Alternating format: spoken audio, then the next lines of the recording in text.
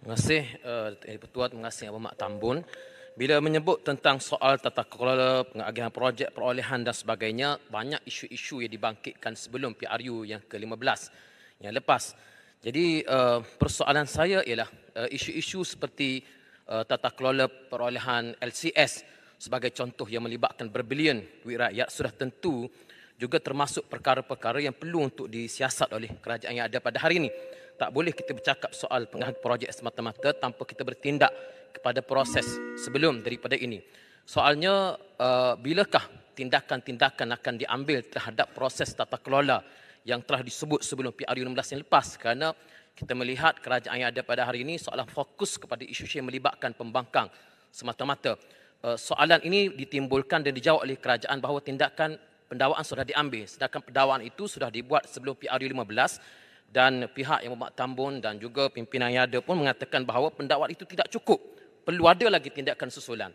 Jadi soalan saya, seriuskah kerajaan untuk mengambil tindakan terhadap proses tata kelola yang dikatakan tidak telus sebelum PRU 15, terutamanya LCS? Terima kasih. Terima kasih Pak Semas. Saya setuju. Pertama, arahan kepada Badan Penguatkuasa sama ada SPRM atau LHDN itu menyeluruh. Tidak tertumpu kepada satu-satu parti.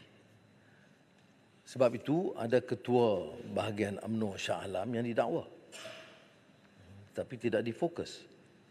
Maknanya sesiapa saja yang didapati oleh SPRM dan buktinya kukuh oleh Peguam Negara harus terima kenyataan pendakwaan.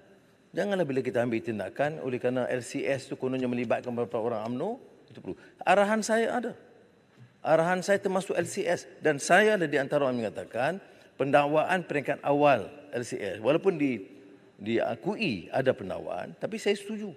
Ia tidak cukup kerana skandal itu skala besar, ketirisan berlaku dan mesti ada tindakan susulan. Jawapan yang diberi oleh SPRM, dia kata peringkat kedua itu mereka akan teruskan. Tapi bukan urusan saya, Yang Berhormat Pak Semas, untuk mendalami dia tanya selebih daripada itu.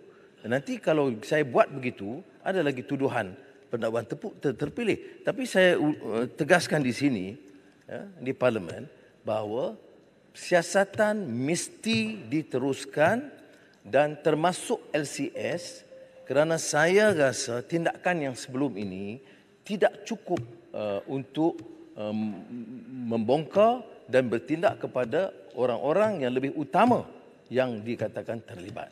Jadi biar siasatan itu diteruskan. Dan saya mengambil kesempatan juga untuk menjelaskan, kita bercakap soal keadilan. Kita tolak kezaliman dan fitnah. Ya. Jangan hukum orang tanpa bukti. Maka kalau ada tindakan, jangan hukum saya. Jangan guna ayat Quran hukum saya. Zalim dan campur tangan. Ya, saya nak beritahu pimpinan di sana. Ya, sudah boleh jerit yang sesuka hati. Sudah kena ingat sebagai seorang Muslim bertanggungjawab. Adakah saudara yakin ada bukti bahawa Anwar campur tangan untuk mendakwa sesiapa? Kalau tidak, zalim jawabnya. Guna nama agama dan fitnah orang. Sebut nama saya. Saya tidak campur. Boleh tanya SPRM dan Peguam Negara. Malah arahan kepada mereka saya kata apa? Tuan Guru pun dengar. Apa arahan saya? Saya kata apa pun tindakan berdasarkan fakta dan bukti kuat saya sokong. Ya. Tetapi jangan enayai, jangan ada satu alasan yang longgar yang boleh dicabar dan dipertikai. Dan saya tidak mahu. Saya beritahu begitu. Soal nak kecam dari segi politik, boleh kecam. Tetapi ingat, jangan kita guna kedudukan untuk, pertama, salah. Perdana Menteri jangan guna kedudukan untuk mengenayai. Kalau bukti ada, naya macam mana? Saya tidak peduli. Ada orang kata, oh, timbalan Perdana Menteri. Timbalan Perdana Menteri ada. Kes masih di mahkamah. Saya tidak campur. Boleh tanya Ketua Hakim Negara. Boleh tanya Peguam Negara. Bila saya campur minta dikurangkan atau ditarik balik pertuduhan. Soal tomahan, kita jangan mudah untuk menghukum. Ya. Saya bukan kelas politician yang murah begitu rupa.